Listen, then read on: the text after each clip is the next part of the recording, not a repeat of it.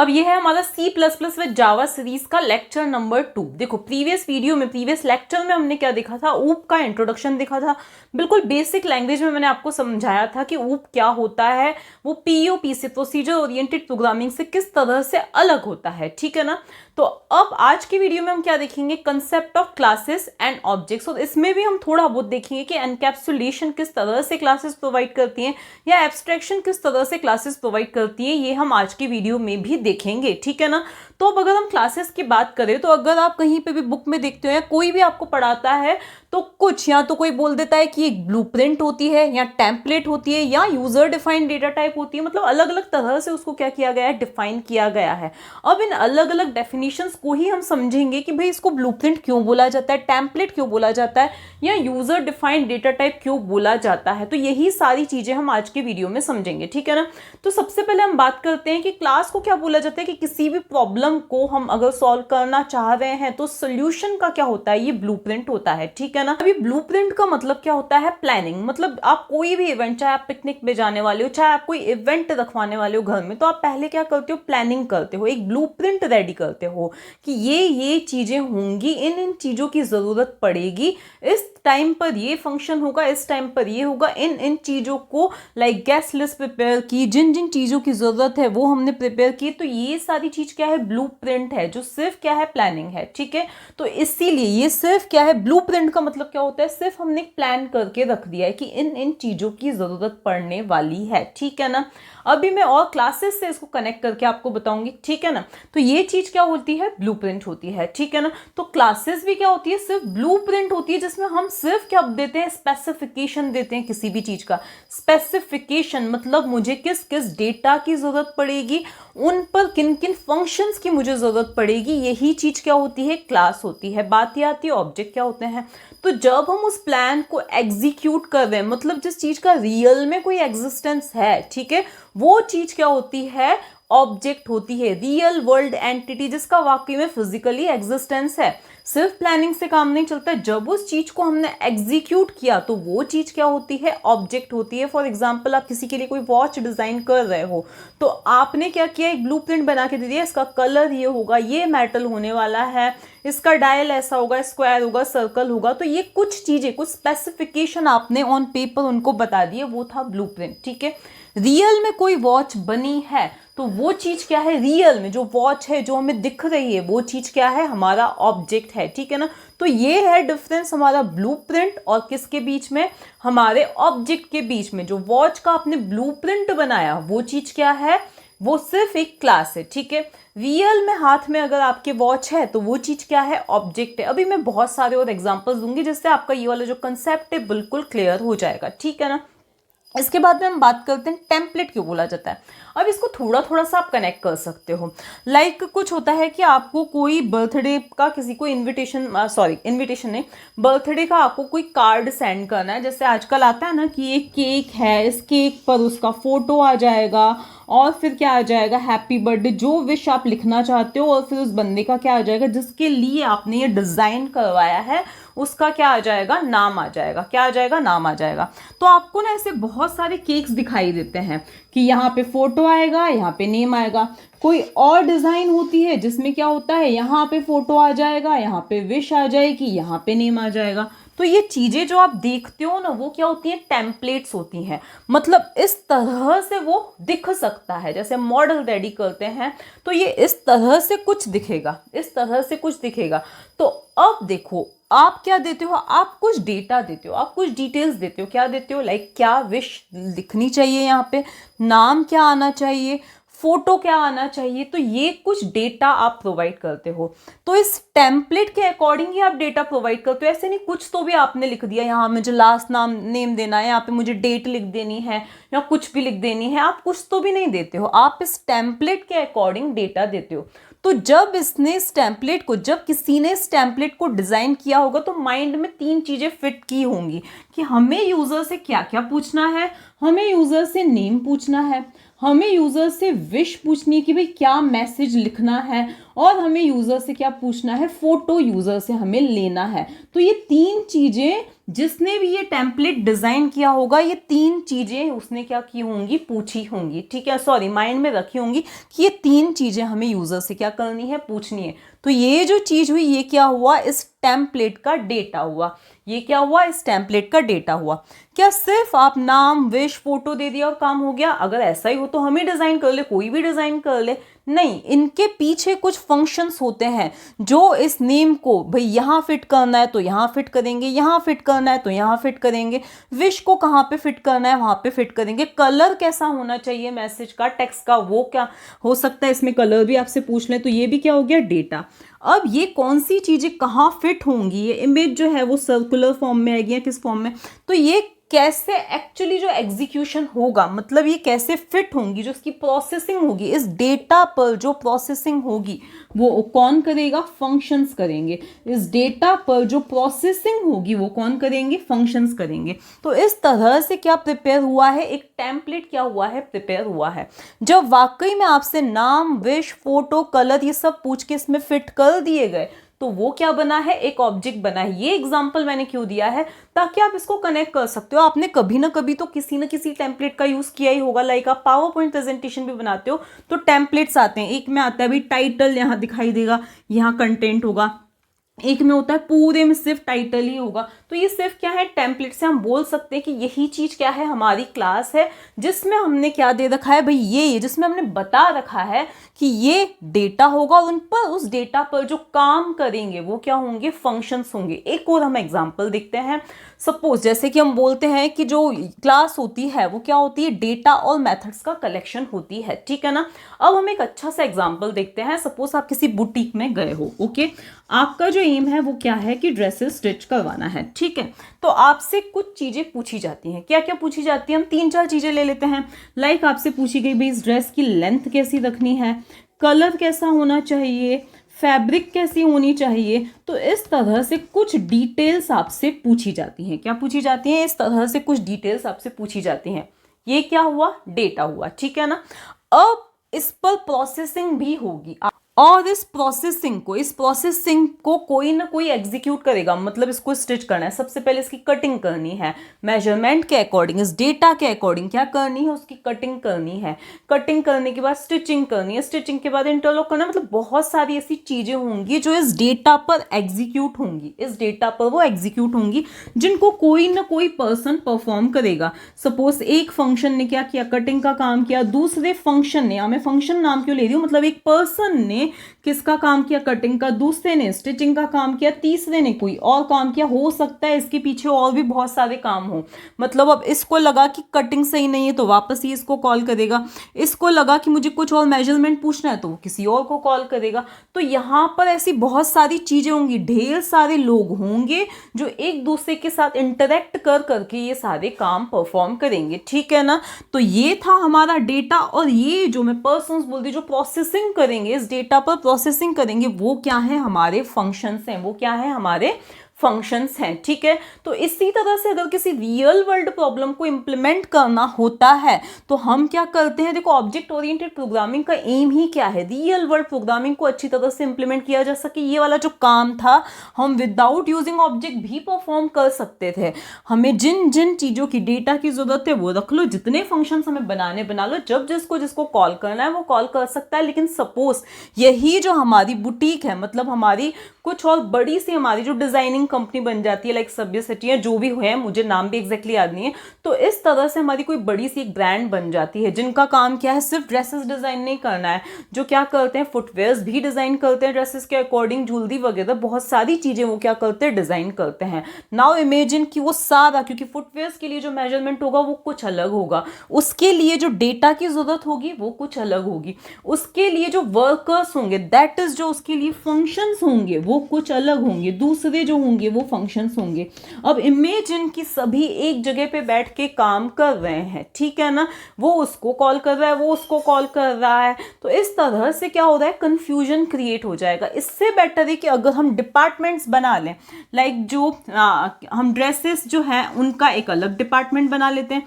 तो अब उस ड्रेसेस नाम की जो क्लास होगी उसमें सिर्फ वही डेटा की जरूरत होगी जो क्या होगा, ड्रेसेस के लिए जरूरी हो, और उसमें सिर्फ वही फंक्शंस होंगे जो ड्रेसेस पर वर्क करते हैं। ठीक है, सपोज हमने फुटवेयर्स का एक अलग डिपार्टमेंट बना लिया जिसमें सिर्फ वही डेटा कस्टमर से, क्लाइंट से पूछा जाएगा जो फुटवेयर की डिजाइन के लिए जरूरी है, फुट का मेजरमेंट, विड्थ वगैरह जो भी है। ठीक है, तो जो फुटवेयर्स के लिए जरूरी है सिर्फ वही चीजें पूछी जाएंगी। यहाँ पे सिर्फ वही लोग या वही फंक्शंस बैठेंगे, यहाँ पे सिर्फ वही फंक्शंस होंगे जो इस डेटा पर क्या करें, वर्क कर सकें। ठीक है ना, तो इस तरह से डिपार्टमेंट्स में डिवाइड कर देना, दैट इज हमने अलग अलग से क्लासेस बना ली।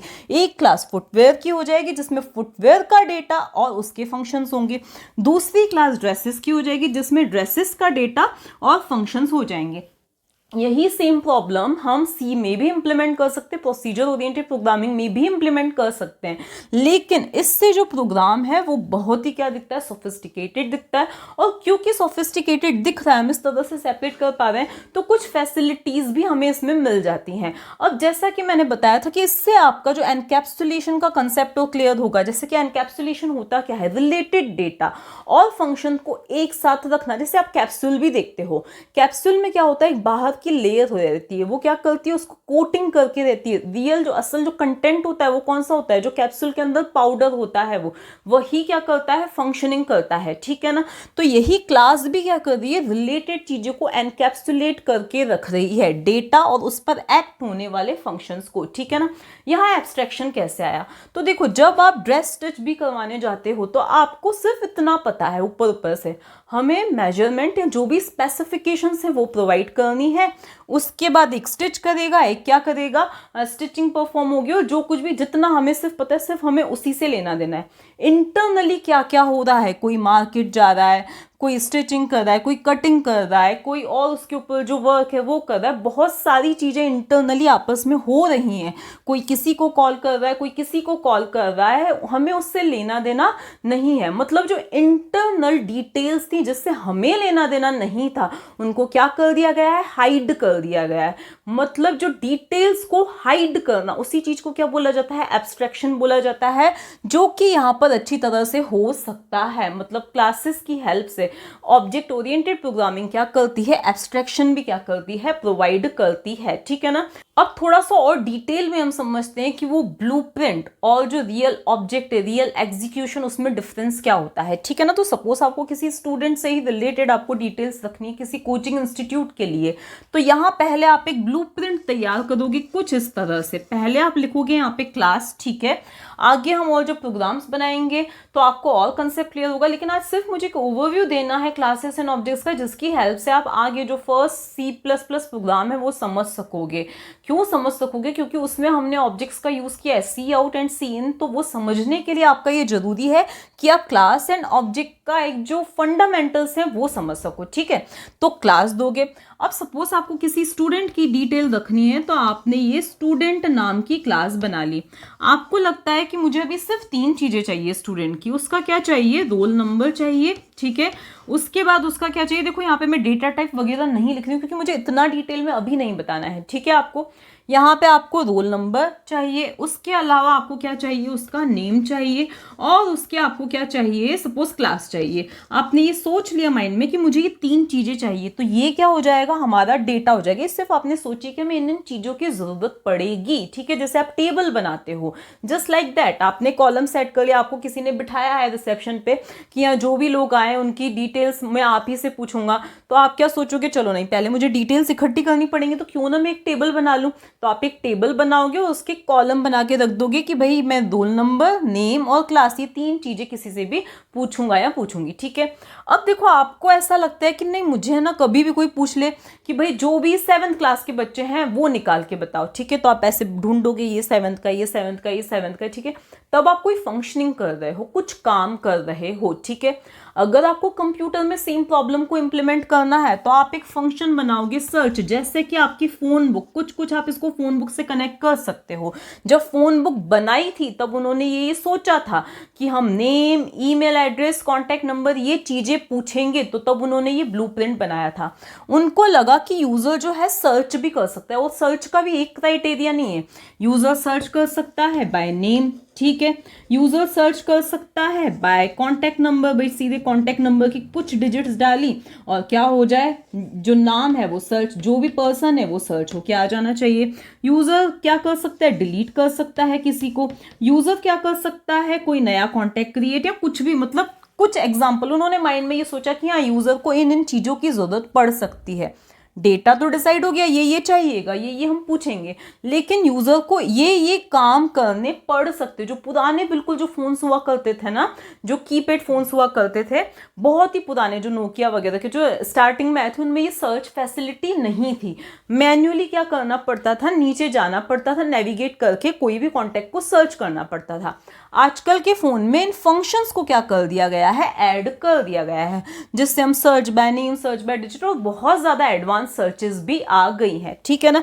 तो ये क्या हुआ, डेटा हुआ, और ये क्या हुए, फंक्शंस हुए। लेकिन ये महज क्या है, ये सिर्फ एक टेम्पलेट बोल सकते हैं या ब्लूप्रिंट बोल सकते हैं, क्योंकि सिर्फ ये हमने माइंड में सेट किया है कि ये हम पूछेंगे, ये इस पर फंक्शंस रहेंगे, लेकिन एक्चुअली अभी इसमें कोई डेटा नहीं है, ठीक है ना।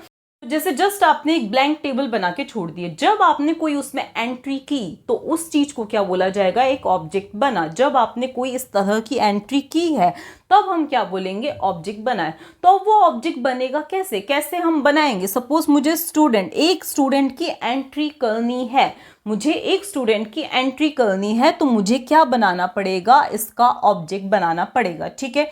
ऑब्जेक्ट कैसे बनता है, तो पहले ऑब्जेक्ट कैसे बनता है वो देखने से पहले आपको ये चीज क्लियर हो गई, ये ब्लूप्रिंट होता है, टेम्पलेट होता है, इस एग्जांपल से बता दिया था।